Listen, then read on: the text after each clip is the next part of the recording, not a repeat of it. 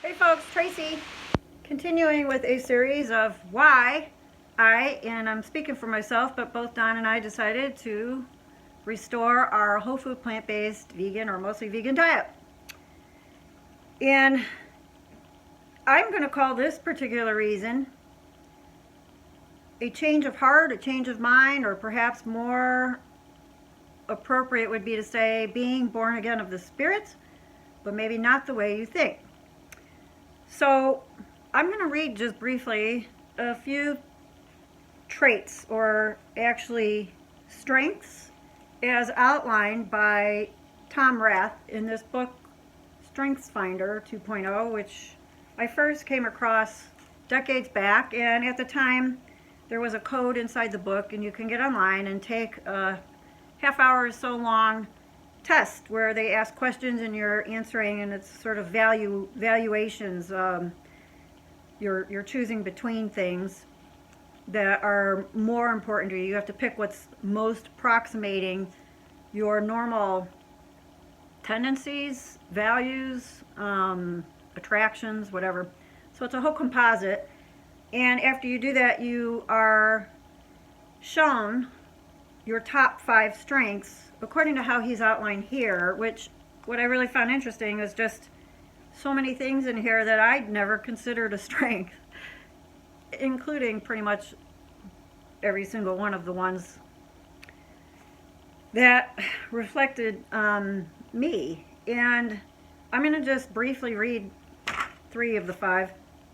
I'm going to start with Intellection. Putting my reading glasses on because the lighting's a little low and my eyes are a bit watery from being outside in the wind and cold. Intellection. You like to think. You like mental activity. You like exercising the muscles of your brain, stretching them in multiple directions. This need for mental activity may be focused. For example, you might be trying to solve a problem or develop an idea or understand another person's feelings. The exact focus will depend on your other strengths. So let's take a look at some of my other strengths. Empathy. Empathy is definitely a challenging strength to have, let me tell you, because it puts me in the category of highly sensitive, plus I'm also naturally more introverted, and being highly empathetic. I didn't understand this about myself. I didn't know this was a thing growing up. I just felt the ramifications of it because it's like going around your whole life not having, being a turtle without a shell on your back. I'll just sum it up that way. But what do we read about empathy as a strength? You can sense the emotions of those around you. You can feel what they are feeling as though their feelings are your own. Intuitively, you are able to see the world through their eyes and share their perspective. You do not necessarily agree with each person's perspective. You do not necessarily feel pity for each person's predicament. That would be sympathy, not empathy. You do not necessarily condone the choices each person makes, but you understand. This intuitive ability to understand is powerful. You hear the unvoiced questions and anticipate needs. Now, I know this is, something that's played out in my life quite a bit because I've helped work in a sort of emotional, spiritual, whatever kind of, counseling with people. I've done energy healing or energy clearings, and I can certainly feel sometimes the emotions that others are feeling that they don't even know they're feeling. And quite frankly, if I turn the lens inward, it takes me a while to understand what's stirring through my system before I can even really clearly label what that's about. So it's just something we all go through, and that's what I'm going to get to as I finish this video. So one more strength I'm going to read is Connectedness. This should maybe tie it all together, connect the dots. Things happen for a reason, and you are sure of it. You are sure of it because in your soul, you know that we are all connected. Yes, we are individuals responsible for our own judgments and in possession of our own free will to choose Let me clarify that. I'm adding this between right and wrong behavior. But nonetheless, we are part of something larger. Some may call it the collective unconscious, others label it spirit or life force. Whatever your word of choice, you gain confidence from knowing that we are not isolated from one another or from the earth and the life on it. Now, there's more to all of these. I'm going to stop there. Being born again of the spirit, or a change of mind or change of heart. So, Christianity teaches you must be born again of the spirit and not just of the flesh. Many people don't even understand what that means. And I'm just going to put out what it means to me, regardless of how it's defined by Christianity. But I'm going to borrow some terminology to an extent, because it's akin to your heart turning from stony to being made of flesh. And so I have spoken in the past of these two different operating systems, an inferior one and a superior one, and we're born into the default operating system, which is an inferior operating system. The fall from the garden, we descended into the realm of the ego, and the ego has no ability to understand anything other than what is material, what is visible, what is tangible. And yet we have this higher divine knowing, or ability to have access to a higher divine knowing. Often through our life, especially when young, we might feel this as that still soft voice within. It's almost like a voiceless voice. It's like an urging or prompting, and it's subtle, and it's never going to be anything negative. It's never going to be something that's bashing you, like the ego, the thoughts in the head that are 1 minute telling you you're so great and the next minute telling you you're so bad, or whatever it might be. But it's the heart speaking to you. Many people feel like it's, about following your heart. But you want to be in alignment. As Don and I were speaking about while we were walking this morning, we need to become unified in thought, word, and deed, because a house divided cannot stand. And so whether it was watching documentaries we had watched in the past, again, Forks Over Knives or whatever, Game Chasers, all those, or watching a couple we hadn't seen yet. One is newer, it's The Land of Ahimsa, and I linked to it in my previous video. Another one is also, newer to us, might be 5 years old, but it's called Hope something or other.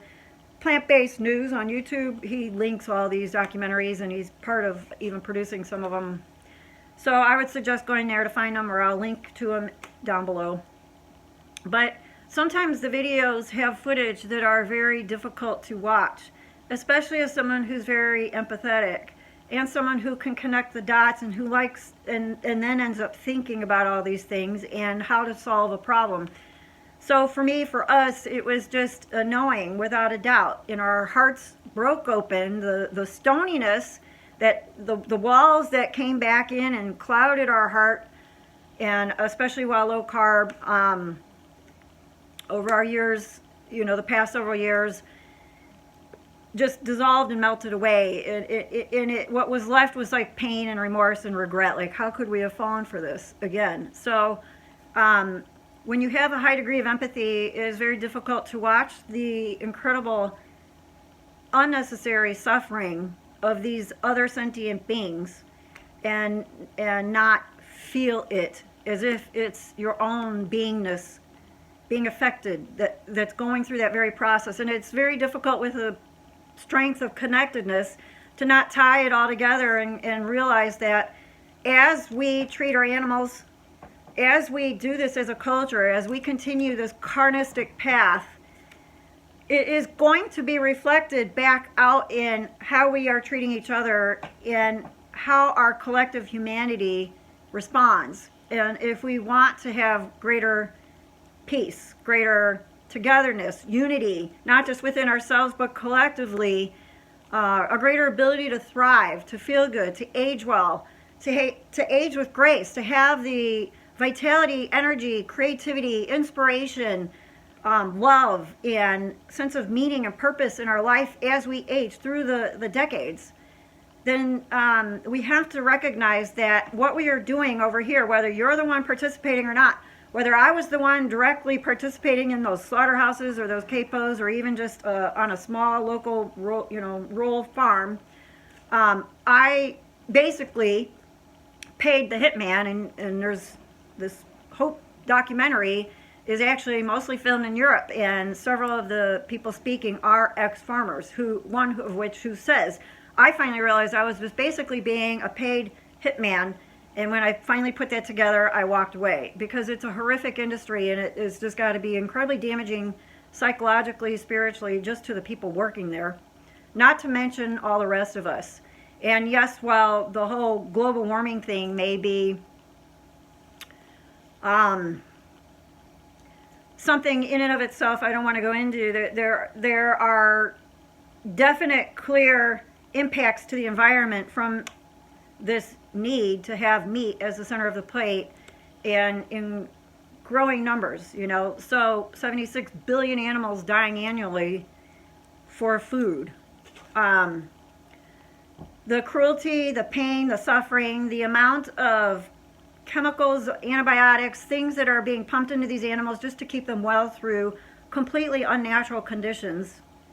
I don't, know how people wouldn't consider this a processed food, because a chicken doesn't grow to full height and weight and even bigger than it's meant to be within a matter of months. But that's what they're doing. They're pumping them full of hormones and just junk in order to make this industry, which has a bottom line of profit, be profitable.